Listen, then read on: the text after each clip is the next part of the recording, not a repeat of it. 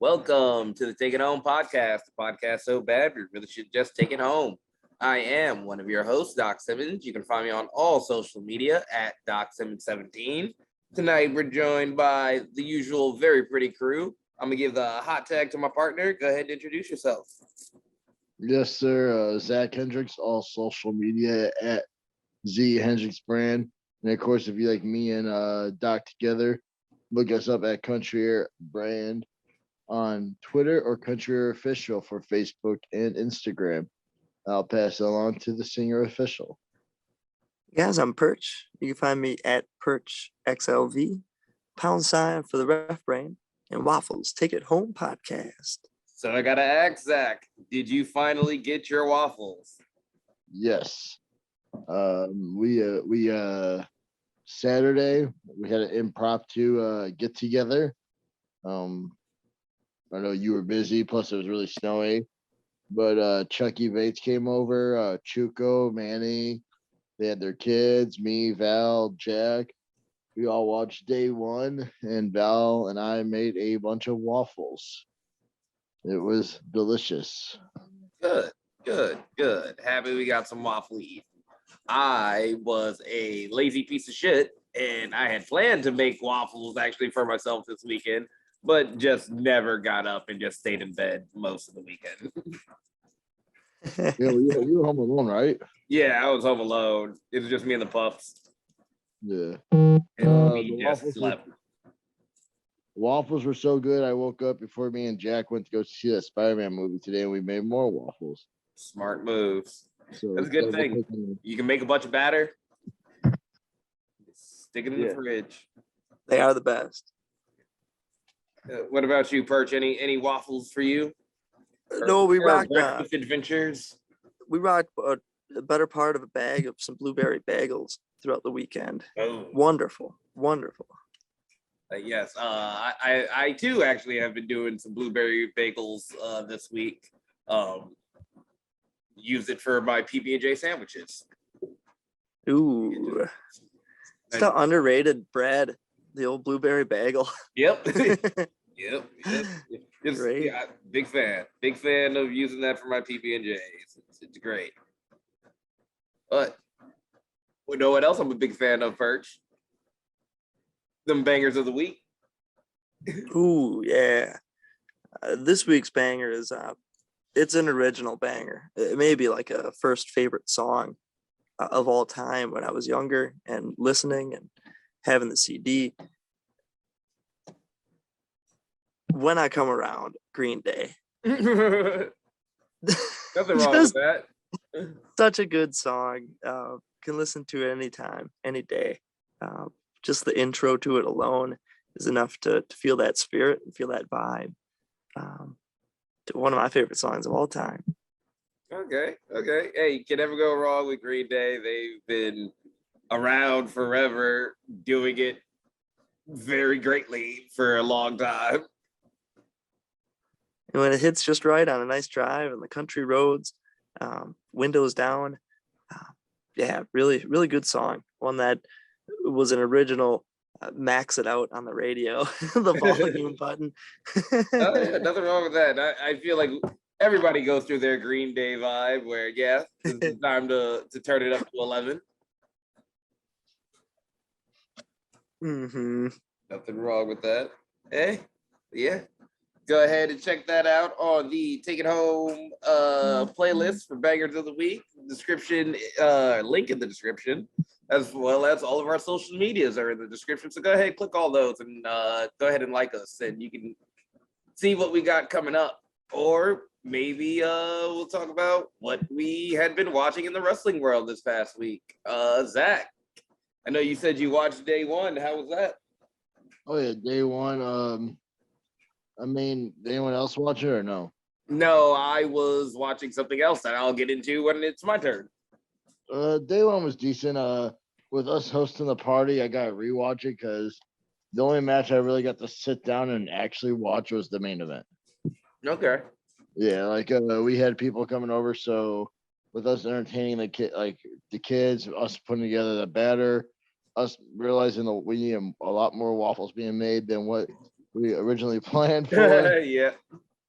So it was a lot of doing the host, shooting the breeze, going out like talking to everyone, but it was fun. I thought the main event was great. I liked what they did at the end. They're giving, I think, hopefully they're giving us what we want. If you watched highlights, the one thing you'll notice is Bobby Lashley was always on top of Brock. Brock never got on top of Bobby. And then when Brock won the belt, him and Lashley had to stare down. Nice. So I'm really hoping that means something more. Really like hoping that means we get the Brock and Lashley match. I feel like I've been wanting. I don't know if anyone else has, but I've been wanting to see Brock versus Lashley 1-on-1. I know I heard rumors on podcasts about how they want to unify the belt, which I really hope they don't. I just hope they don't.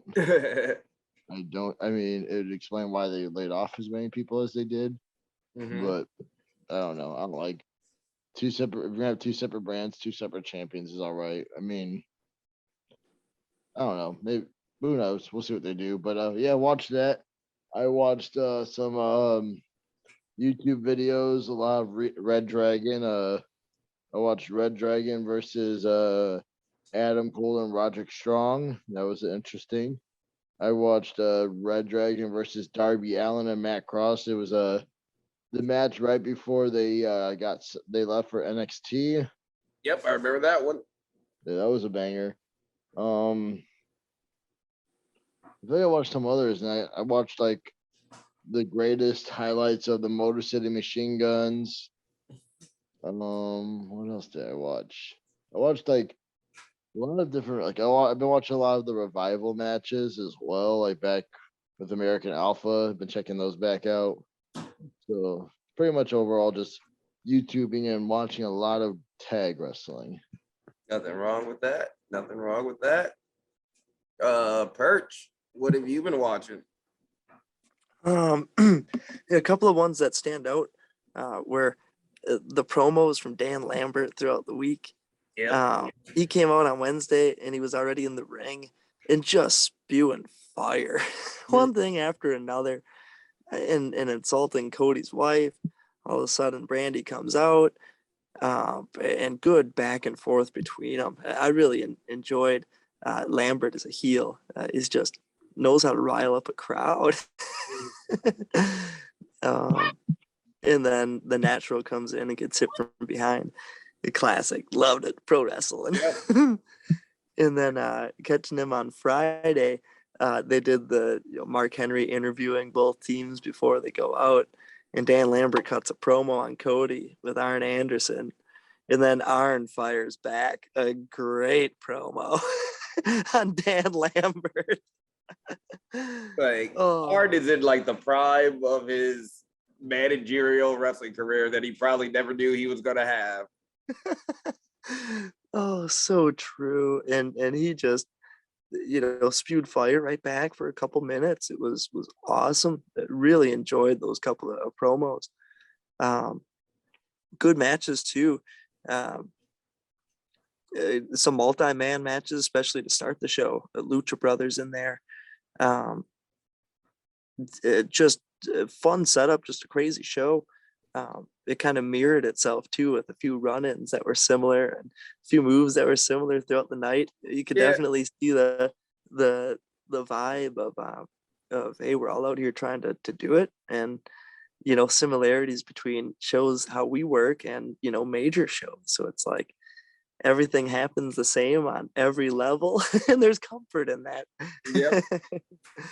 I love that. It's a piece of pro wrestling that will always be, and just a fun to be able to watch it on a weeknight. The other bit was going back and watching some Muta, or in the case that I watched was some Muto, in Noah. I couldn't tell you who he was against, but just good storytelling, good fight. It's almost like hidden tapes to try and find it nowadays, but Yeah. it's all modern and currently happening. It's thrilling. I love it. Another intrigue to love in pro wrestling. It's the fact that that stuff's still going on right now, current, and yeah, just some good wrestling all around the planet. Absolutely love it. Yes, sir. And speaking on that, I was watching the New Year's show from Noah this past weekend. That's why I wasn't watching day one. I was catching up on that because I can't watch a 4-hour show at 2 o'clock in the morning. I'm not built like that anymore. Haven't finished it. I'm on the last 2 matches, the ones that I'm most excited for. But there were some bangers in the beginning with your man Muda and Marufuji versus Masato Tanaka and Mochizuki. Was a very good one. Had the 6-way that had Kenta coming over from New Japan, joining with Gun. Crowd was super hyped to see him back. He's a Noah legend. I think they were saying it's been like 7 years since he's been back. So it was great to see the crowd hype for him. Caught the AEWs last week. Both opening tag matches were great. Wednesday was the Best Friends versus Super Click, or not Super Click. I don't know if they're calling themselves the Undisputed Era, but whatever they're calling themselves. Adam Cole, Kyle O'Reilly, and Bobby Fish. And then they had that like 10-man or 8-man on Friday that ended with Jurassic Express and the Lucha Brothers face off. That lets you know what's getting ready to happen right there.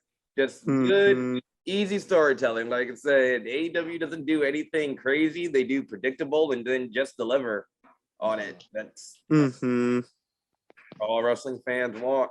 I too caught some YouTube matches, but the one that stood out was something that Kurt Angle posted earlier today. It was him versus Shelton Benjamin from a Monday Night Raw in 2005. They went about 10 minutes, but balls to the wall, those two. It's just another reminder of, wow, Shelton Benjamin has always been really fucking good. And Kurt Angle in the mid-2000s was damn near untouchable. Just some good old mat wrestling to good old angry God having Kurt Angle heel work, to trading fucking finishers and falsies. It was just a hot 10 minutes. Can't be upset with that. But probably I think that put me in the mood to actually just go back and watch some more Kurt Angle from that period of time. He was definitely just on a whole other level that it's easy to forget. Just that level of intensity he was back then in like 2005, 2006. But looking forward to it. Let's talk about what we had this past weekend. Another holiday weekend. It was pretty light. I can go first. I slept. I think this is my first full weekend off this year. And unless there was like a wedding or something in there, I just rested the body and it felt great. It was just me and the pups at home. I wanted to sleep and they were cool with it. So we just kind of slept the weekend away. It was a great feeling. How about you, Zach? Same. I had an off weekend as well. We still traveled, but for family. Friday, we worked, which work was, I don't know who decided to have a work day, but whatever, I got paid for it. Friday, literally sat at home on a computer and had nothing to do for 8 hours, so watched TV while I was at work, so that was glorious. But got our way down to Indiana, hung out with family, celebrated the New Year. Saturday, we came back up. Like I said, had that get together, the Caribbeans. We're gonna just feeding them a bunch of waffles and sabotaging them for this weekend coming up. Yep. No, I'm kidding. Yeah, them. Chucky, like I said, Tyler Baggins was here. A small group of people, but it was still a good time, really fun. And then Sunday was just relaxing, resting. So no wrestling for me. All right. Perch. Yeah, last Thursday, I had a show, AAW, Unstoppable, on Fight TV. That was an awesome time back at Logan Square Auditorium. Definitely just a favorite venue. Cool feeling there every time. Last time I was there, I ended my night by getting clotheslined and counting the lights in the circle on the ceiling. So it was fun to be back this time, and back and stronger than ever. Uh, had a good workload that night. It was awesome. 5 matches in total. We did some AAW Alive, and I absolutely love reffing the Alive matches. And this one was um, Stephen Wolf against JJ Garrett. It was fun, and Hartenbauer was in there earlier in the night too. And in the backstage, I gave out a Zawa Live High School rules, Zawa Live football rules. It was just a cool moment. Just cool guys who we've known and worked with for a while, through good people and develop good friendships with. Very fun match. And then I had the opening scramble to the pay-per-view, which was Gringo Loco, Braden Lee, and Dante Leone, a couple of high flyers and good, aerial wrestlers, as well as Manders, Larry D, and Jake something. Three A bruisers. bunch of a bunch of heavies, big, strong, bruisers. Made for a good 6-man match, and I was right there in the middle and able to count the fall as Jake something hit the black hole slam, and that was pretty cool. Jake is just trimmed right now too. Yeah, he looks Wow, good. transformation. Gotta get that TV body right. Yeah, for real. And the guy was, I would never say he was like wide or he was never fat, certainly. But he's just trimmed, almost like lean, like big muscle, but now it's more leaned out. I don't know, but looking good, looking the best shape I've ever seen. Another match that night was a couple of guys who I've been able to work with at Papa Luigi's 2 right here in South Milwaukee. Silas Young against Juice Robinson. Really cool match. Some nostalgic vibes, having some history over the past, few years, learning from the both of them. Really good match. At one point, Juice was outside the ring and Silas jumps out from the apron with a back rake. And it made for like the coolest picture because it was for real. It was a apron, a cactus back rake. It was funny. I really laid in on that one too. But a good match. Juice got busted open. It led to some heightened drama in the match, and a good finale. He ended up getting the win. Another match was the Heritage title match between Hakeem Zayn, Myron Reed, and Ace Austin in an elimination match. So a multi-fall. By the end of that one, Myron got eliminated.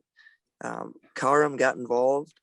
I was scolding him and telling him to get out. Well, all of a sudden he keeled over. I think he got low blowed from behind. I couldn't see. I thought he was bowing down to my authority. Yeah, he's not in the match. What do you care? Yep, that's all that side. I was giving him the business and he keeled over all of a sudden. Not your concern. And Ace Austin picks up the win, and the crowd loved it. It was a real movie script ending. Good storytelling over the past year with those three in particular. And then the main event, Ruby Soho against Josh Alexander. Intense, heavy. I remember seeing. I think we all saw Kylie Ray against Josh Alexander. Was that a year and a half ago, at the Collective in Indiana? And that was an intense matchup. So fast forward, till now, to see Josh Alexander taking on another top female star and making her look good and her shining too, was very cool. A cool matchup, cool story. Awesome time. I couldn't tell you how long the match was, but the crowd was in it the whole time. And Ruby, took a backbreaker and a spine buster and a pile driver, and she kicked out after an intense, moment. Josh Alexander got right up in my face, and we were barking back and forth. It was one of the more intense moments I've had inside the ring. It was just pure instinct. I think I let out "You listen to me, you SOB." I laying down the line. It was a real moment and caused for a heightened drama, and the finish ended up happening, which was a second rope pile driver in which Ruby didn't kick out. Valiant effort, great warrior, cool match. If anyone wants to watch that on Fight TV or AAW on demand, or maybe it'll be on YouTube one day, definitely worth checking out. Cool storytelling for a modern match. That one got a lot of hype over the past couple days, not even just that night or over the weekend. I've still been seeing posts about that. So yeah, if you can go ahead and find that one, go ahead, check it out. A good intense matchup from Logan Square to close out the year. Some fun matches there. Yes, and great match to close out the year. And as we're closing out the year, we got more of those year-end, new year topics. And this one feeds perfectly into, we just told you guys to watch a match. Well, why don't we talk about our favorite matches that we've seen this year? I can go first, only because I want to start off by saying that New Japan today, it's Monday. Yeah, Free Match Monday. Just posted today for their Free Match Monday. One of my picks from last year, which was the Wrestle Kingdom match between Okada and Ibushi, night one. A lot of people had that high up on their list for, one of the better matches of the year. And that was, they do Wrestle Kingdom January 3rd. So that one was leading all through the year for a lot of people. It's a really good match. I highly recommend that one if you can find yourself. I think it was like 45-ish minutes to go ahead and watch that. Definitely go ahead and check that out. But for me personally, from 2021, some of my favorite matches, I'm gonna have to go with that first Danielson and Kenny Omega match, the 30-minute draw. That 30-minute draw, simply amazing. If you're thinking, behind the curtain, you're like, how are they going to do this? How are they going? It's like Danielson can't lose, Omega can't lose at this point. How are they going to do this? And they freaking gave you a beautiful piece of artwork on the canvas on a Wednesday night for free, mind you. Free TV. That was a good one. Really enjoyed. It's not a full match, but Big E's cash-in. Really enjoyed Big E's cash-in this year. I enjoyed his whole run with the briefcase. He was a great one to have the briefcase.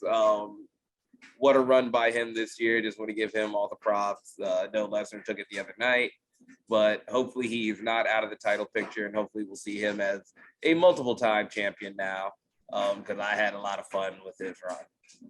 I'm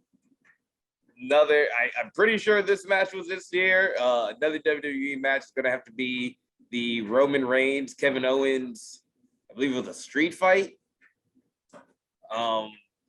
during the pandemic era, where Kevin Owens gets run over by a golf cart. I know it was the second time that we have done the golf cart run over because AEW did it first, but I don't care. Running people over with carts is always going to be funny to me.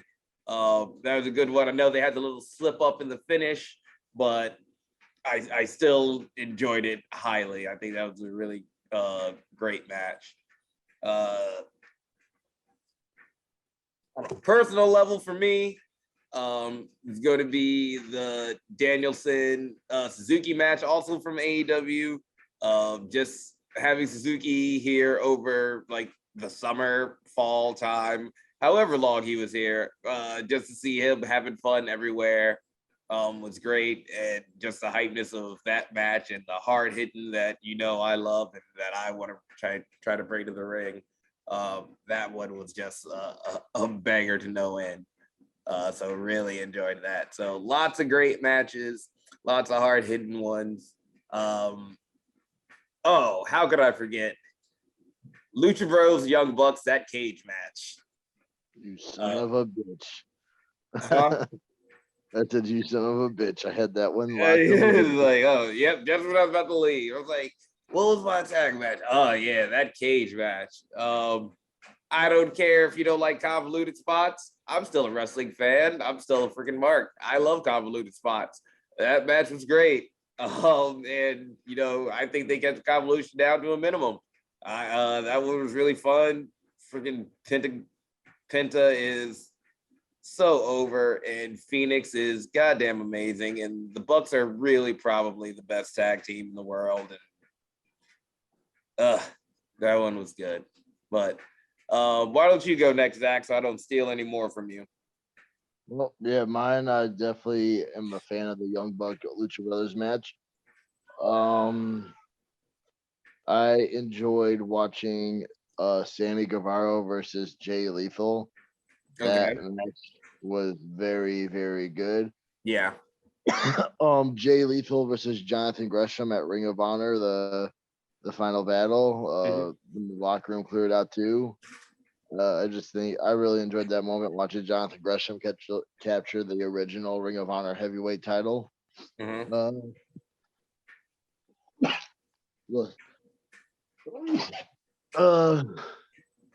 All of night 2 of WrestleMania, just because I got to experience it live. I think the Roman Edge and Daniel Bryan match is super cool to be a part of and like even hear the response. Yeah. And shockingly, I want to say was it the first match? I don't know. No, the first match is the Fiend's match. There was a match where in our group chat, Maverick was like, "There's no way Nyla, Tamina Snuka is this over right now." Oh yeah, that one. They're just sitting there, being there. I was like, "No, she's over. Over, like, yeah. No, they are not pumping in noise. This crowd is ready for a Tamina run. Yeah, being in the crowd and hearing the crowd be so hot for that was awesome. And then I think there's others like I know there's a couple of like AEW dark matches I liked, like the one that you told me to check out with FTR. Oh yeah, God, yes. FTR versus Waves and Curls. Please check out the finish of that match. Please watch the finish of that match. That blew my mind. Oh yeah. But I mean, yeah, those are like some of my matches. I probably will remember a lot more. Yeah, as we keep talking. Don't worry, because I remembered some as you were talking. My Ring of Honor match is actually going to be Tony Deppen versus Dragon Lee for the TV title. That was a freaking banger. And going back to WrestleMania, I really enjoyed the Sasha Banks Bianca Belair match from night 1. I enjoyed everything from night 2 because it was great to be there. But a match that stands out from night 1 is definitely going to be that main event, Sasha and Bianca for me. Oh yeah. Perch. Yeah, great question. What a fun year. The crowd's coming back for wrestling and stuff too. It's been some great moments. A few matches that stand out. One in particular was Christian against Kenny Omega for that Impact World title. Yep. Just seeing Christian back is so cool, and that match was so high profile. And he ends up winning the Impact title with the kill switch on the chair. Just that was right at the peak of Kenny Omega and Don Callis with all their shenanigans and screwing over people week after week, leading up to we want to see someone finally take a title off of him at least. And then it happened to be a match for the Impact title, so who knows what can happen. And Don Callis gets involved. One thing leads to another, and that kill switch hit the switch on the chair for a 1, 2, 3. I was thrilled. That one got me out like a winning touchdown pass. I really enjoyed that match. Thought it was great all around. Just two great storytellers in the ring, or at least with Christian's knowledge and Kenny Omega's work rate and just being on top of the world. That one really played well on AEW. I really loved Moxley's final run. Really all year, Moxley was just my favorite wrestler, and seeing his final run in particular, when he was just beating the hell out of people. He started the year with the on top of the world. He may have been the champ at the start of the year, but by the end of the year, he had actually just lost it. He started the year freshly losing it because winter is coming last 2020. Yeah, that's when Don Callis hit him with that microphone. Yep. That's right. Shenanigans were brewing. Yeah, so this year, he had his stuff with Eddie Kingston, which was awesome and great teaming, good brawling the entire time. But when he ripped the face open of Alan Angels, that was one of the coolest lasting moments that I'll still remember Moxley for, because that was maybe his last match. One of his last ones, definitely. He was busting people open and biting, moments that I love and keep me wanting more. You hear that, fans? Perch is into biting. When you get a lunatic who's just at wit's end and they decide to bite, got no business doing that in pro wrestling, but they do it anyways. And I would say another one that stands out was one I was able to be there for, and that was in Chicago or Summit, Illinois, as SGC took on 44OH in GCW War Games. 2 cages, 2 rings, pure chaos, just every weapon imaginable. Had a hand in putting up that cage and then setting up, so to see everything get destroyed in that match was awesome. A little bit of pride and satisfaction that came along with it. and sense of this is just a wild atmosphere. To feel an audience again and to be in a crowd, celebrating pro wrestling, was just a feeling that came back this year. Not that it was really gone, but it was able to hit a level that it didn't in a while, that it hadn't in a while for me. So those were a few matches that stood out this year, and really enjoyed it, seeing those guys on top of the scaffolding and SGC just rocking it. Very cool. I love that one. A lot of great matches this year. It's been better having. I know that once I bring it up, the Britt Baker Thunder Rosa match. Oh, hell yeah. Totally forgot that was this year too. Yes, that was amazing as well. How could we forget? And then one more, Pete Dunne and Finn Balor at NXT Takeover. Okay. Well, those two were really good too. Mm-hmm. I don't know that I saw that one, but that does remind me of the 5-way that they had with Cross and everybody else. I really did enjoy that match. Yeah. But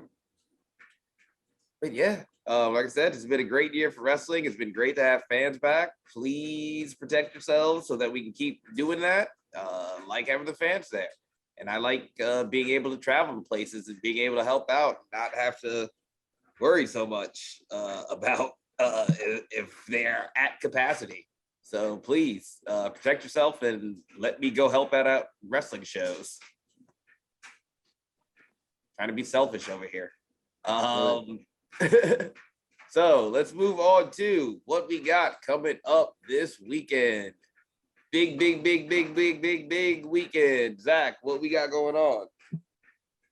Well, Friday we're free, but we might be making our way out to Oshkosh to continue paying them dues, putting in the work, and earning those opportunities. As we know, ACW has a show. We're not on it, but we are planning on going out there, right? Yep, that was the plan. And we are planning on going out to HCW, help out, whatever needs to be done, bring crew, whatever. Go out, check out some good good action Friday night. But then Saturday, it's Brew City Wrestling, Rise to Honor, 19, I believe, or is it 18? I feel like 18. Probably 18. I'm a year ahead of myself. Brew City Wrestling, Rise to Honor is this Saturday. And Doc, what do we got at Brew City? We have a 6-man match with the Wildfire, Tommy Rich, against those fiends, those despicable men, La Sociedad Boricua. Or Caribbean. Yeah, the team of, Axel Rico and the Caribbean Arrogance, Chuco and Jay Manning. They pulled the one over on us last month, pulling the tights. We try giving them the whatever we get it, heat of the moment. But then kicking us in our no-nos is a no-no. Yeah, it's definitely a no-no. It's a bad touch. I'm going to tell my mother. So yeah, Saturday we're gonna get our vengeance and whoop all those asses. Yep, it'll be fun. AWA legend, NWA heavyweight champion, I believe. Tommy Rich on our side. I think we got this in the bag. Yes, sir.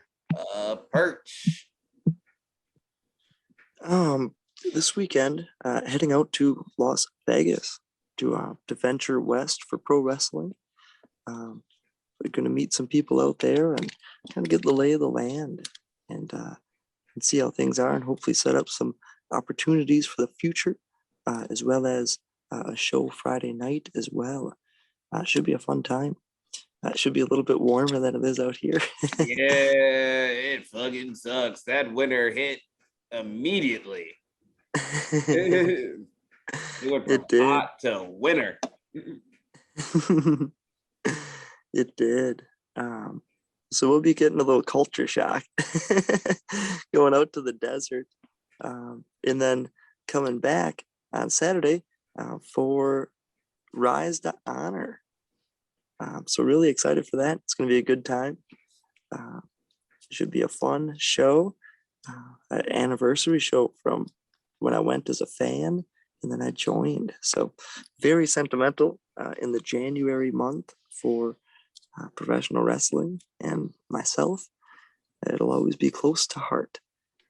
The roots from where we got into the business. So it'll be a fun time on Saturday. And then Sunday, down to Galley Lucha for a lucha show in Chicago. As things change down in different states, we'll see how everything comes and goes, and shows are running. Some shows are getting canceled, but as far as it goes, this weekend should be a Friday, Saturday, Sunday in a different state for each one. So hoping everything goes safe and goes as planned. Yep, getting those miles. All right, and with that, I think Zach, do you have any final thoughts or questions? I actually do have one thing. I know Perch will appreciate this. I saw it on Facebook today. 20 years ago today was the day that Triple H came back from his quad injury with the most iconic wrestling outfit ever. The jean jacket leather with the leather sleeves. Mm. You know, Perch is a big Triple H guy, so when I saw that, I was like, oh, this is like a little fun tad bit of history. Also, it makes me feel super old because Yeah. I didn't feel like it was that long ago. Like, you know, when you're as timeless as I am, everything feels like it was just yesterday. But yeah, wow. When you hear like 20 years ago, you're like, whoa, like I didn't think it was that long ago. Oh yeah. Man, I remember, staying up and, it was 8 to 10, those episodes of Raw. And, you'd think it was just getting towards the end. And that night that Motorhead hit was like, whoa. Got the magazines. I've been, a fan for, at that point, it felt like my whole life. I was only, 10, but it was like just one of the greatest moments that I've ever experienced as a fan. And then he went on to WrestleMania. It was one of the first WrestleManias we got to rent as a kid, and got to watch him beat Jericho for the Undisputed Championship. A lot of people thought that was a dud, and I'm sitting here going like one of the greatest moments of my fandom history. Sure, the Rock Hogan was awesome too, but that Triple H victory was pretty sweet.